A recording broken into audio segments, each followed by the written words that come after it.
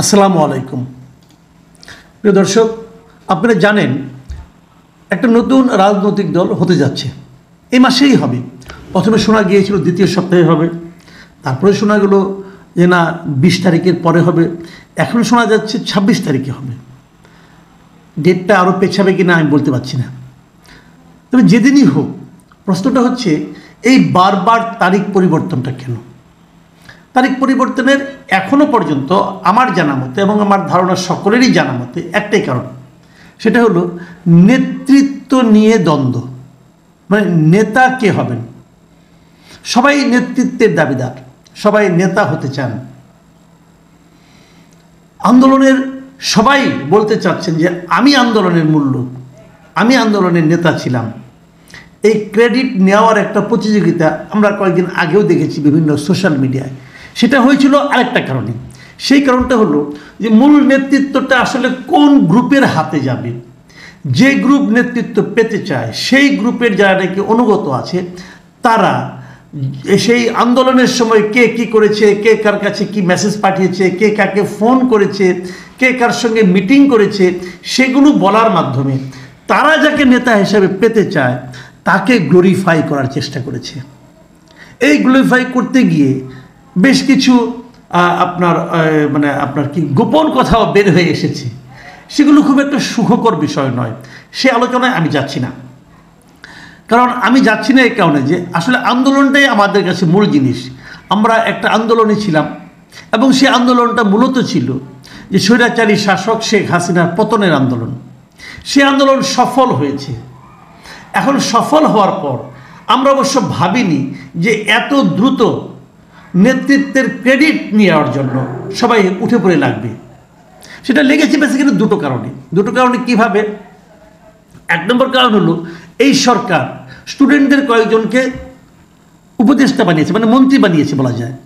তো তাদের মন্ত্রী বানানোর ফলে অন্যান্যদের মধ্যে লোভ তৈরি হয়েছে যে আমিও তো মন্ত্রী হতে পারতাম, আমারও তো ত্যাগ তার চেয়ে কোনো অংশে কম না।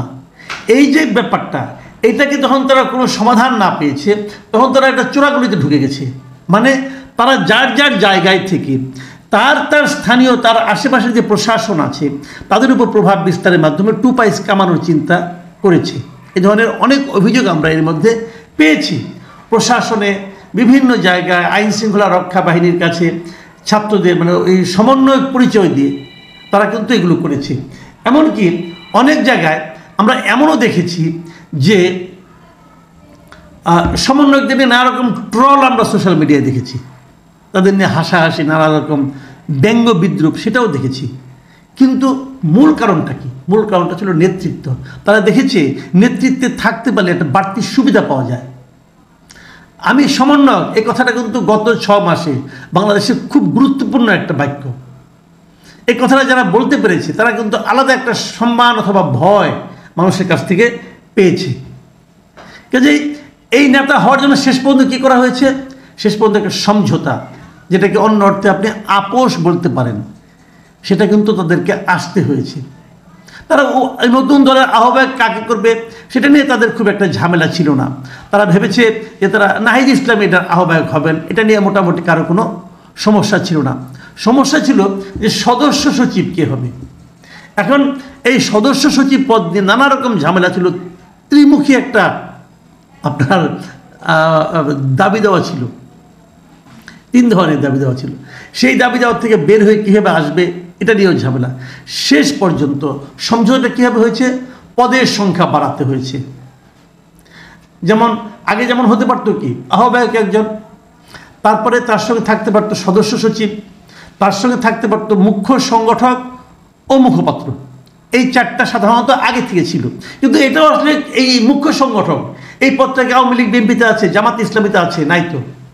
মুখপাত্র কি সেভাবে কোনো দলে আছে? নাই তো।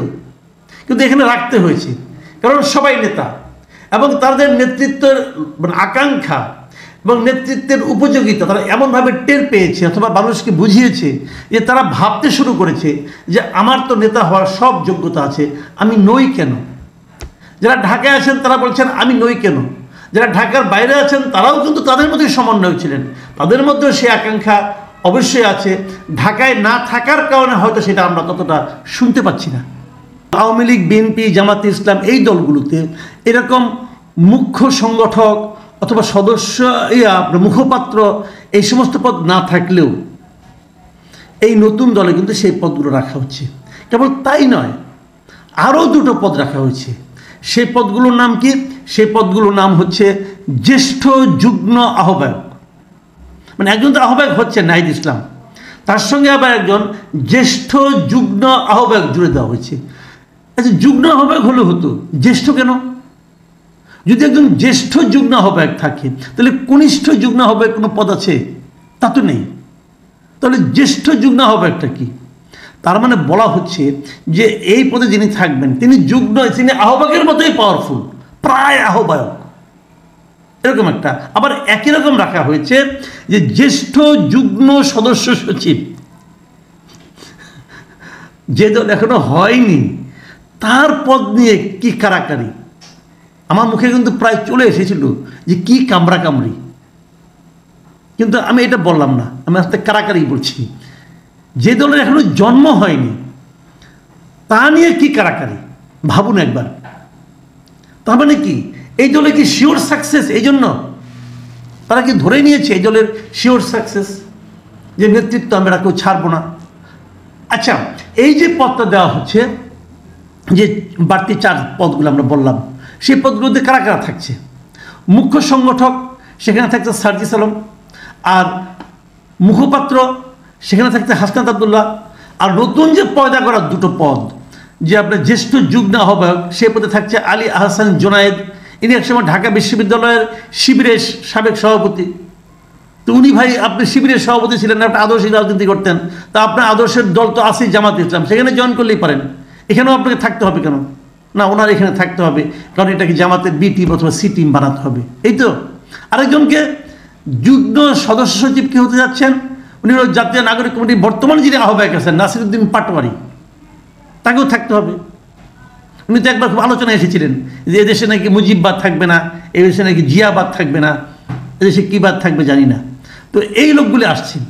মূল বক্তব্যটা হচ্ছে যে এই বিপ্লব বলেন, এই আন্দোলন বলেন, এটা আমাদের ক্রিয়েশন। আর এই দেশের যারা ছিল তারা সব দুধ ভাত,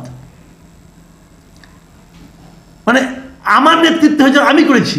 তাহলে কি আপনি কি মনে করেন ভাই শেখ হাসিনার মতো একজন স্বৈরাচারী শাসককে এই কয়েকজন ছাত্র মিলে ফেলে দিল? বিষয়টা এত সহজ না, এত সহজ না, বিষয়টা এত সহজ না। শেখ হাসিনাকে ফেলে দিয়েছে দেশের জনগণ। এদেশের জনগণ তাদের মনে এই হাসিনা সরকারের বিরুদ্ধে যে তীব্র ক্ষোভ, পুঞ্জীভূত যে ক্ষোভ ছিল, সেই ক্ষোভের কারণে তার পতন ঘটেছে। পতন ঘটার সময় সামনের সারিতে এই ছাত্ররা ছিল, তাদের একটা আন্দোলন তখন চলছিল বলে।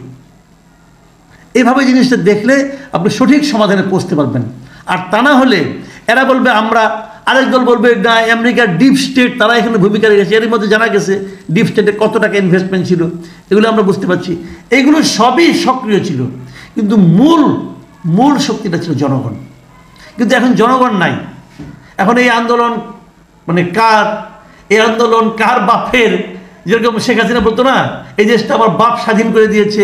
এদেশে যদি ওনার বাপ যদি দেশটাকে স্বাধীন করে, তাহলে যে এই যে হাজার হাজার লক্ষ লক্ষ মুক্তিযোদ্ধা ছিল, তাদের ভূমিকাটা কি ছিল? তাদের ভূমিকা কি দুধ ভাতের ভূমিকা ছিল? তারা কি করে? তারা যে জান দিয়ে দিল, জীবন দিয়ে দিল, ওই ভূমিকার কোনো মূল্য নাই। ওরা হয়তো বলেন 30 লক্ষ লোক শহীদ হয়েছে, 3 লক্ষ মা বোন ইজ্জত দিয়েছে, এটার কোনো মূল্য নাই। মূল্য সবগুলির আছে। হ্যাঁ, উনি নেতা ছিলেন, নেতা হিসেবে ওনার যা প্রাপ্য অবশ্যই পাবেন। কিন্তু যদি ওনার কন্যা যেভাবে বলতেন এই দেশটা আমার বাবা স্বাধীন করে দিয়েছে, এই দেশটা আমার বাবা দিয়েছে, বাবা তৈরি করেছে, এগুলো কথা বললে মানুষ বিরক্ত হয়। ঠিক একই রকম এদেরও বলতে শুনছি, এদের অ্যাটিটিউড অনেক এরকম যে আপনারা তো এত বছর পারেন নাই, আপনারা তো 16 বছর কিছু করতে পারেন না, পলিটিক্যাল লিডাররা, আমরা করে দেখিয়ে দিয়েছি। এত সহজ না রে ভাই, এত সরলীকৃত সিদ্ধান্ত নিলে চলবে না। এবং এই জন্যই বোধ করি, এরই প্রতিবাদ হিসেবে মনে হয় আপনাদের নিশ্চয়ই খেয়াল আছে, এবার যে 21শে পদক দিয়েছিল, যে 21শে পদকের যে অনুষ্ঠানটা হয়, সেখানে সংস্কৃতি ও শিক্ষায় পদক পেয়েছিলেন কে? ডক্টর শহীদুল আলম। শহীদুল আলম কিন্তু আলোকচিত্র শিল্পী হিসেবে খুবই বিখ্যাত। উনি কিন্তু হাসিনা আমলে জেলেও কেটেছেন, এই ওনার স্বাধীন বক্তব্য দেওয়ার জন্য। উনি দেখিয়ে দিয়েছেন যে আসলে গড্ডালিকা প্রবাহে কীভাবে গা না ভাসিয়েও নিজের মতামতটা প্রকাশ করা যায়। উনি সেখানে হাজির হয়েছিলেন এবার, এবং উনি যেহেতু পুরস্কার পেয়েছেন, ডক্টর ইউনূসের কাছ থেকে পুরস্কার নিয়েছেন, পুরস্কার নেওয়ার সময় একটা নীল পাঞ্জাবি গলায় মাফলার পরে কিন্তু পুরস্কার নিতে গিয়েছেন। এবং যখন উনি পুরস্কার নিতে যাচ্ছেন, সমস্ত দর্শক দেখেছে যে ওনার পাঞ্জাবির পেছনে সুন্দর করে একটা জিনিস লেখা আছে। সেই লেখাটা কি? সেই লেখাটা হলো, এই বিপ্লব কারো বাপের না। মানে এই বিপ্লবের একক কোনো দাবিদার নেই, থাকা উচিত না। এই বিপ্লব তাহলে কার? এই বিপ্লব সমগ্র জাতির। কেবল তাই নয়, উনি আরেকটা জিনিস দেখেছেন। উনি যখন সেখানে যান, ওনারা যে পাঞ্জাবির উপরে গিয়েছিলেন, পেছনেও লেখাটা ছিল, সামনে কি লেখা ছিল?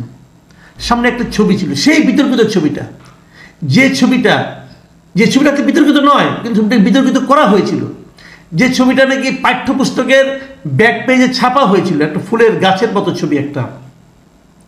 সেই ছবিতে কয়েকটা পাতা ছিল, সেই পাতাতে বিভিন্ন ধর্মের নাম লেখা ছিল, ইসলাম, হিন্দু, খ্রিস্টান, বৌদ্ধ, এবং আরেকটা পাতার মধ্যে লেখা ছিল আদিবাসী, এবং তার উপরে একটা ক্যাপশনের মধ্যে ছিল যে পাতা ছেঁড়া নিষেধ।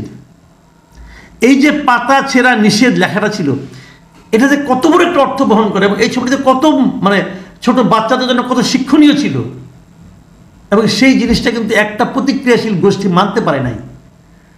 তারা শিক্ষা বোর্ডের সামনে যে আন্দোলন করেছে, মারামারি করেছে, এবং আমাদের ভীতু সরকার এই প্রতিক্রিয়াশীলদের প্রতিক্রিয়ায় ভয় পেয়ে সেই ছবিটা চেঞ্জ করে দিয়েছে। তারা চেঞ্জ করে দিয়েছে বইয়ের পৃষ্ঠা থেকে। ডক্টর শহীদুল আলম তার বুকের মধ্যে সেই ছবিটা লাগিয়ে পুরো জাতির বুকে সেই ছবিটাকে ঢুকিয়ে দিয়েছেন যে এই পাতা ছেঁড়া নিষেধ। প্রিয় দর্শক, এই সমস্ত লোকেরা এই বিপ্লবটাকে সফল করেছে। নেতৃত্ব নিয়ে যেই কামড়াকামড়ি করুক, এরাই প্রকৃত নেতা। প্রিয় দর্শক, এখন এই পর্যন্তই। আল্লাহ হাফেজ।